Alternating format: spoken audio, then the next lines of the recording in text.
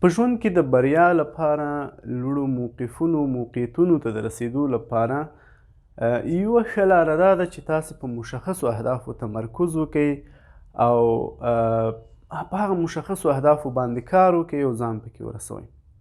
یو وخت هیلۍ له آس سره مناظره درلوده. نو هیلۍ آس ته د پیغور په ډول په اصطلاح د تمسخر په شکل یې وویل چې ته فقط منډې ښې وهلی سې، یعنې ځغستلی ښه سې، نور ته هیڅ کمال هم نه لري. ما ته راسه چې 3 کمالونه لرم. وایي آس ورته وویل چې هغه کوم 3 کمالونه دي؟ وایي ګوره الوتلی سم، منډې وهلی سم او لامبو هم وهلی سم. وایي آس هیلۍ ته وویل چې هو ته 3 کارونه کولی سې، خو د 3 کې د یو هم کمال ته نه دی رسولی. کله چې په لاره روانه یې کږه کږه کېږي خلک در پورې خاندي. الوتل د غالبا تر 10 ثانیې اضافه وخت نه نیسي او تر اوبو لاندې هم غالبا 10-15 ثانیې نسي پاتې کېدلی. کوم یو کار دی هم کمال ته نه دی رسولی. زما یو کار ښه زده دی منډه وهل.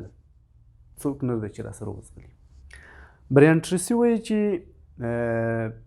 د ټولو په ژوند کې د ټولو بریاو، موقعیتونو او مقامونو یو په اصطلاح هغه بنیادي توکی دا دی چې موږ په ژوند کې په مهمو اهدافو تمرکز وکړو، په مهمو اهدافو باندې په اصطلاح سرمایه ګذاري وکړو، کار وکړو او تر څو پورې مو چې هغه یو هدف نتیجې یا پای ته نه وي رسولی نو په نورو کې ځان بوخت نه کړو.